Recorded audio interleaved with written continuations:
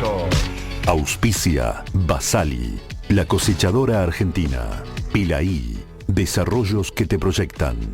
Deloitte, líder en servicios profesionales con más de 115 años en Argentina.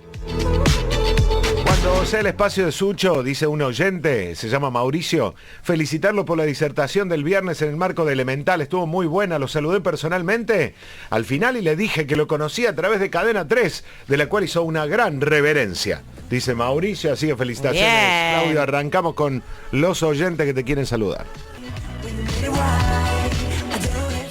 Hablemos de presupuesto, Claudio, es Sí. uno de los temas económicos de la semana.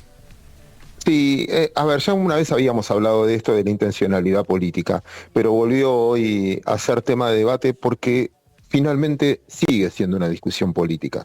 Siempre digo que el presupuesto es la ley de leyes porque finalmente la política es donde decide en el Congreso en qué va a gastar y cómo va a recaudar para gastar.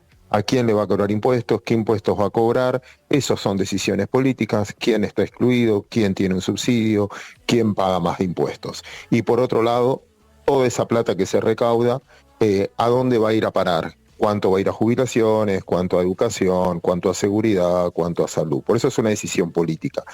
El cambio fundamental esta vez que se presentó, y lo presentó el presidente en persona, el presupuesto, dándole entidad política, repito, más que económica, fue el hecho de decir, bueno, lo que no se va a alterar es que no va a haber déficit fiscal, va a haber superávit fiscal. Entonces, de lo que ingresa, se va a poder gastar solo lo que se ingresa y un poquitito menos. Ese poquitito menos que sirva para pagar al menos los intereses de la deuda. ¿Cuál es la historia? Le traslada este costo a la política, porque ahora la política y sobre todo la oposición tiene esta disyuntiva.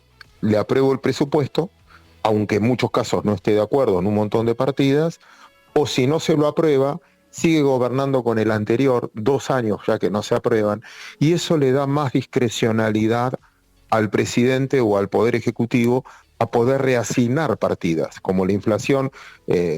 Vos tenías un presupuesto aprobado hace 3 años, si vos tenés inflación, bueno, obviamente cambian todos los números relativos, y le da mucho más, repito, discrecionalidad al Poder Ejecutivo a poder manejar ese presupuesto. Entonces empieza este debate político, cómo frenar DNU, cómo frenar la autonomía, o cómo frenar que pueda tener la discrecionalidad, y por otro lado, la mejor manera de hacerlo es aprobarle un presupuesto, que discutan el presupuesto.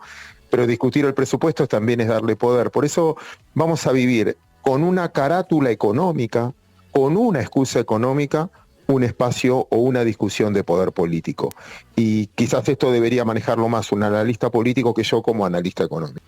No, pero no es una cuestión menor, Claudio, que empieza también una negociación, como bien vos decías, política, sobre todo con los gobernadores, ¿no? Porque hay mucho dinero en juego en el presupuesto del año que viene. Sí, sobre todo en algunas cosas de obra pública, que son muy necesarias para, de cara de un gobernador con respecto a los habitantes o a quienes son sus votantes, pero también a la economía, porque ¿de qué me sirve producir el doble si no tengo rutas para transportar la mercadería o los puertos o lo que fuera?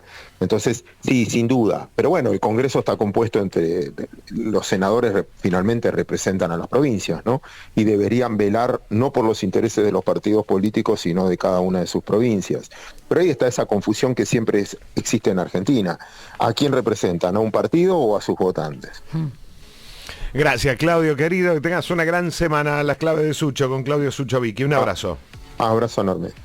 Auspició Basali, la cosechadora argentina. Pilaí, desarrollos que te proyectan. Deloitte, líder en servicios profesionales con más de 115 años en Argentina. Siempre juntos.